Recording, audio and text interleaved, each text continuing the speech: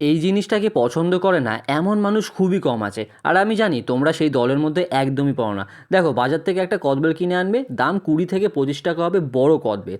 এবার একটা ছোট্ট ছিদ্র করবে, ওই ছোট্ট ছিদ্রর ভেতরে একটা কঞ্চি ঢুকিয়ে দিয়ে একদম দোকানদারদের মতন ঘোরাবে। ঘোরানোর ফলে কী হবে সেটা আমি দেখাচ্ছি। ব্যাস, ঘোরানো হয়ে গেছে। এবার কিন্তু দা দিয়ে সমানভাবে ফাটাবে।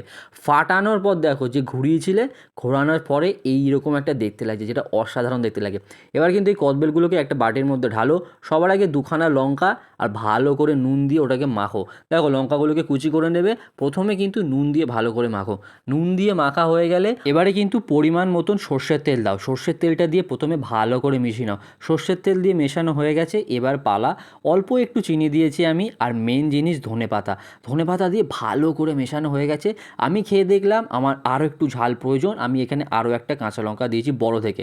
3খানা কাঁচা লঙ্কা দিয়ে এই কদবেলটাকে মেখেছি। ব্যাস, মাখা হয়ে গেছে। তোমাদের আরও বেশি ঝাল লাগলে আরও কাঁচা লঙ্কা দিতে পারো। আমার তো এইটুকু ঝালই ঠিকঠাক লেগেছে।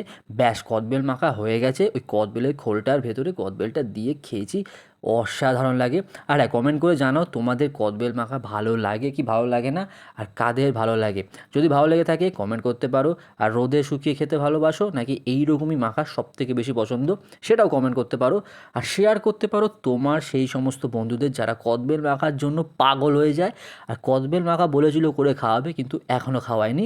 তো তাদেরকে কিন্তু শেয়ার করতে পারো। আর দেখা হচ্ছে পরের আরও একটা ভিডিওতে।